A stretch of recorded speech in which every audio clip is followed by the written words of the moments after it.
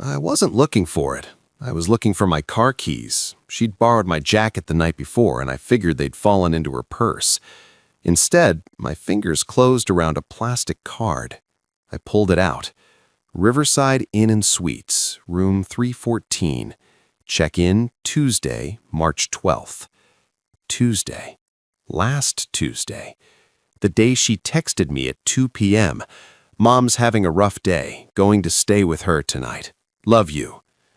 I stood there in our bedroom, holding that key card like it was evidence at a crime scene. My hands weren't shaking, my heart wasn't racing. I just felt cold. The Riverside Inn wasn't near her mother's house. It was 20 minutes in the opposite direction, right off the highway, the kind of place with hourly rates and a neon sign that flickers. I pulled out my phone and opened our shared credit card statement. No charge from the Riverside Inn, which meant someone else paid for that room. I sat down on the edge of our bed, the bed we'd shared for 8 years, and stared at that little plastic card. Most men would have exploded right there, called her, confronted her, demanded answers. I didn't, because I'm a systems engineer. I solve problems by gathering data first. And I had a feeling this problem was bigger than one hotel keycard. If you want to know what I found when I checked the security footage from that hotel, hit subscribe, because room 314 wasn't the only room, and Tuesday wasn't the only day. My name is Nathan Cross. I'm 36 years old, and I live in Portland, Oregon. I'm a systems engineer for a tech company downtown. I design network infrastructure, the invisible backbone that keeps data flowing. It's detail-oriented work. You can't miss anything. One misconfigured router, one overlooked vulnerability, and the whole system crashes. I approach problems methodically, gather information, analyze patterns, find the root cause. That's probably why I didn't lose my mind when I found that keycard. My brain just shifted into diagnostic mode. Problem identified. Wife's story doesn't match physical evidence. Next step, gather more data. My wife's name is Lauren. She's 34, works in marketing for a local brewery, and we've been married for 8 years. We met at a friend's wedding. She caught the bouquet, I caught her eye. Corny, I know, but it worked. For years, it was good, really good. We bought a house in southeast Portland, a little craftsman bungalow with a front porch and a backyard big enough for the dog we kept saying we'd get. We had routines: Sunday morning farmer's market, Wednesday night trivia at the pub down the street, annual camping trip to Crater Lake. Normal, comfortable, safe. Or so I thought. Looking back, the signs were there. About 6 months ago, Lauren started working late more often. Big campaign launch, she'd say. The team's pushing hard. She'd come home at 9, 10, sometimes 11 p.m., smelling like the office, coffee and dry erase markers. I didn't question it.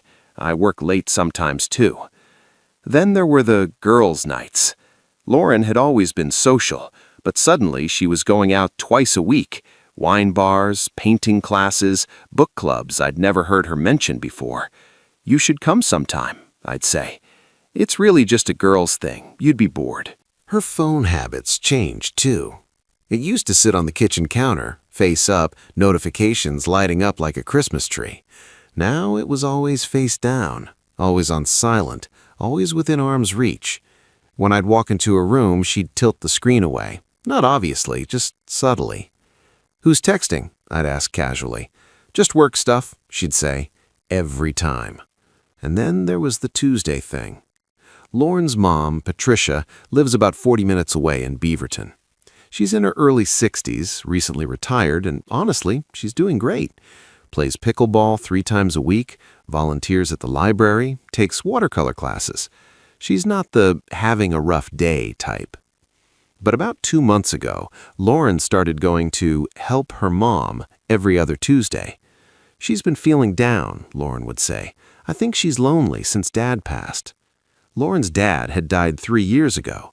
Patricia had grieved, sure, but she'd moved on. She was thriving, actually. Still, I didn't push it. If Lauren wanted to spend time with her mom, that was sweet. Except, now, holding this key card, I realized those Tuesdays weren't about Patricia at all. I sat on the bed for a long time, just thinking. Lauren was at work, wouldn't be home for another 3 hours. I had time. I opened my laptop and pulled up our shared Google Calendar. Lauren was meticulous about updating it. Every appointment, every meeting, every plan. I scrolled back to last Tuesday, 2 p.m. to 10 p.m., at Mom's. I opened her location history. We'd shared locations years ago for safety, back when we were hiking a lot. She'd never turned it off. I clicked on last Tuesday. Her phone had pinged at the Riverside Inn at 2:47 p.m. It stayed there until 9:23 p.m., nearly 7 hours. I checked the Tuesday before that, same hotel, 3:15 p.m. to 9:45 p.m. The Tuesday before that, same pattern. I went back 2 months, every other Tuesday, same hotel, same time window. My hands were steady as I took screenshots, saved them to a cloud folder she didn't have access to.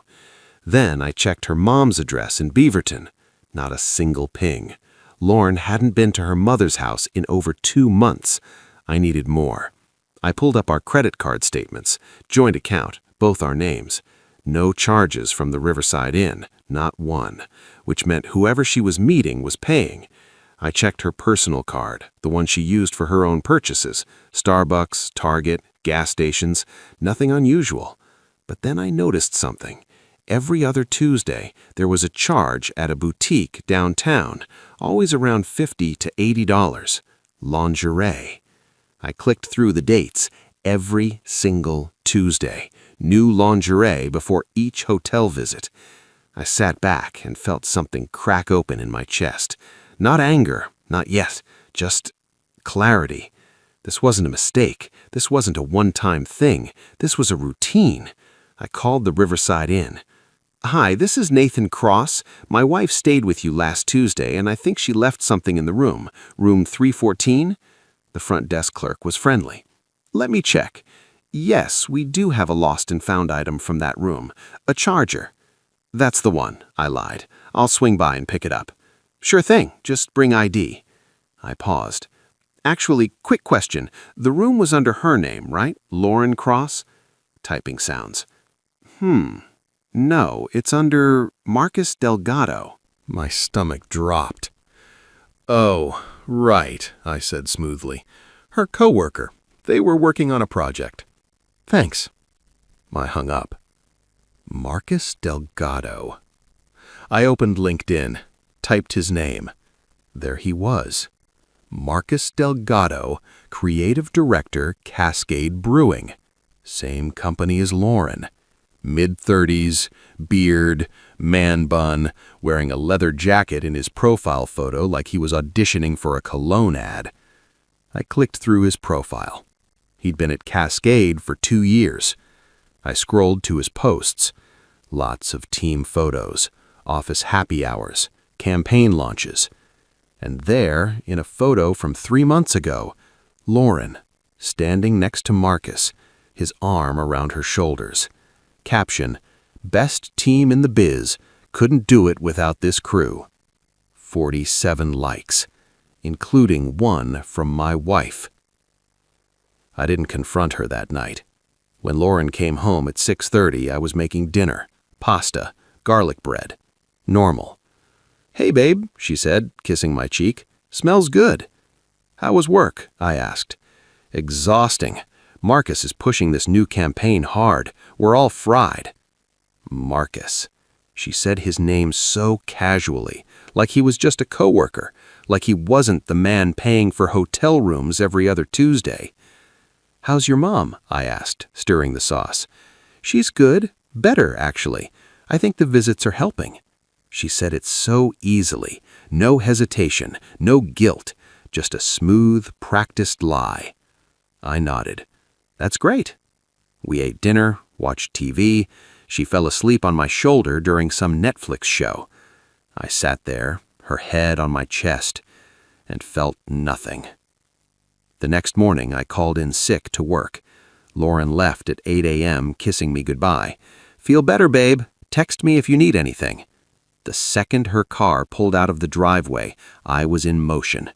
I drove to the Riverside Inn. It was exactly what I expected. 2-story budget hotel off Highway 26. Peeling paint, flickering neon sign, parking lot half full of cars that had seen better days. I walked into the lobby. The clerk was a kid, maybe 22, scrolling his phone behind the desk. "Help you?" "Yeah, I'm here to pick up a lost item. Room 314, last Tuesday." He barely looked up. "ID?" I handed over my driver's license. He glanced at it. "Nathan Cross." "That's me." He rummaged under the desk and pulled out a phone charger. "Here you go." "Thanks." I paused. "Actually, weird question. Do you guys have security cameras in the hallways?" He looked up, suddenly wary. "Why?" "My wife thinks someone followed her to her room. She's a little freaked out. I just want to check the footage, make sure it was nothing." He hesitated. "I'd have to ask my manager." "Is he here?" "She, and no, she's off today." I pulled out my wallet, slid 2 20s across the desk. "I just want to see the hallway outside room 314, last Tuesday, between 2:30 p.m. and 10 p.m. 5 minutes of your time." The kid looked at the cash, looked at me, pocketed the money. "Follow me." The security office was a closet-sized room with a desk, a chair, and 4 monitors showing grainy black and white feeds. The kid pulled up the footage. "What time?" "Start at 2:30 p.m. He scrubbed through the video. At 2:52 p.m., a figure appeared in the hallway. Lauren. She was wearing the dress I'd complimented that morning. She walked to room 314. Knocked. The door opened. Marcus Delgado stepped out. He was smiling. She stepped into his arms. They kissed. Not a peck, not a friendly hug. A kiss that made my stomach turn. Then they went inside. The door closed. "Keep going," I said, voice flat. The kid fast-forwarded. At 9:18 p.m., the door opened. Lauren stepped out. Hair messier, dress wrinkled. Marcus followed, kissed her one more time in the hallway. She walked away. He watched her go, then went back inside. "That enough?" the kid asked. "Yeah." I pulled out my phone and recorded the screen. The timestamp, the room number, everything. "Thanks." I walked out into the parking lot and sat in my car. My hands were shaking now. Not from anger, from adrenaline, because I wasn't done gathering data. I drove to Cascade Brewing. It's in a converted warehouse in the Pearl District. Exposed brick, industrial chic. The kind of place that serves $14 IPAs and calls it craft. I walked in like I belonged there. The receptionist smiled. "Can I help you?" "I'm here to see Marcus Delgado. I'm Nathan, Lauren's husband." Her smile faltered. "Oh, let me see if he's available." She picked up the phone, whispered something. A minute later, Marcus appeared. He was taller than I expected. Confident stride, that same leather jacket from his LinkedIn photo. "Nathan," he said, extending his hand. "Good to finally meet you. Lauren talks about you all the time." I shook his hand, looked him in the eye, and smiled. "I'm sure she does." We sat in the brewery's lounge area. Exposed brick walls, reclaimed wood tables, a chalkboard listing IPAs with names like Hoptimistic and Barely Legal. Marcus ordered a beer. I ordered water. "So," he said, leaning back, "what brings you by?" "I wanted to meet the guy my wife spends so much time with." He laughed. "Yeah, we've been grinding on this campaign. She's a rock star, man. You're lucky." "I am," I agreed. "She works so hard. Late nights, Tuesdays with her mom." I watched his face. Nothing. Not a flicker. Either he was a great liar or Lauren had told him a different story. "How long have you two been working together?" I asked. About a year. She joined my team when we restructured. And you guys get along pretty well? Yeah, she's great. Super talented. I nodded, took a sip of water. Marcus, I'm going to be straight with you. He tensed, just slightly. I know about the Riverside Inn. The color drained from his face. I know about the Tuesdays. I know about room 314. I have footage, timestamps, credit card records. He opened his mouth, closed it. I'm not here to fight you, I continued. I'm here to tell you something. He waited. Lauren's going to come to you soon. Maybe today, maybe tomorrow. She's going to tell you I found out. She's going to cry. She's going to say she's leaving me. She's going to ask you to be with her. Marcus looked like he might throw up. And here's what you need to know. I'm a systems engineer. I make good money, really good money. Lauren doesn't work because she loves marketing. She works because she likes the social scene, the happy hours, the team events. I leaned forward. But our house, I bought it. Our cars, I paid for them. Her student loans, I paid them off. She has $8,000 in her personal account. I have significantly more. Marcus was sweating now. So when she comes to you and she asks you to build a life with her, I want you to know exactly what you're signing up for. I stood up. Good talk, Marcus. I walked out. I didn't go home. I went to a lawyer's office. Her name was Rebecca Stern. She'd been recommended by a buddy who'd gone through a messy divorce. Tell me everything, she said. I did. The key card, the location data, the security footage, the pattern. She took notes, didn't interrupt. When I finished, she sat back. This is pretty clear-cut. Oregon is a no-fault state, but infidelity can still impact asset division, especially if marital funds were used. They weren't, I said. He paid for everything. Even better. Makes it cleaner. She pulled out a form. Here's what we're going to do. That night, Lauren came home at her usual time. Hey, babe, she said, dropping her bag by the door. Hey, she kissed my cheek. How are you feeling? Still sick? Much better, actually. Good. She headed to the kitchen. I'm starving. Want to order Thai? Sure. We ordered food, ate on the couch, watched Jeopardy. She curled up against me. I love you, she said. I love you too, I replied. And I waited. The next day was Tuesday, Lauren's Tuesday. She left for work at 8 a.m. At 2:30 p.m., she texted, Mom's having a hard day. Going to stay with her tonight. Don't wait up. I texted back, no problem. Give her my love. At 2:45 p.m., her location pinged at the Riverside Inn. I was parked across the street. I watched her walk into the lobby. 15 minutes later, Marcus pulled up in his Subaru. He went inside. I waited. At 4 p.m., I walked into the lobby. The same kid was at the desk. Hey, man, he said, recognizing me. Hey, I need a favor. At 4:15 p.m., the front desk called room 314. Mr. Delgado, this is the front desk. We've had a noise complaint from the room next door. Can you keep it down? I listened on the other line. Marcus's voice, flustered. Yeah, sorry. We'll be quiet. Thank you, sir. The kid hung up and looked at me. That's messed up, man. Yeah, I handed him another 20. Thanks. At 9 p.m., I was home when Lauren's car pulled into the driveway. She walked in looking tired. Hey, she said, how was your day? Productive. How's your mom? Better. We talked a lot. I think it helped. She dropped her bag. I walked over, opened it, pulled out the key card. Funny thing, I said, this fell out. Her face went white. Nathan, I said, room 314, Riverside Inn, every other Tuesday for 2 months. She opened her mouth. Nothing came out. I have the security footage, Lauren. I have your location data. I talked to Marcus. Her eyes filled with tears. I can explain. Don't. I handed her an envelope. What's this?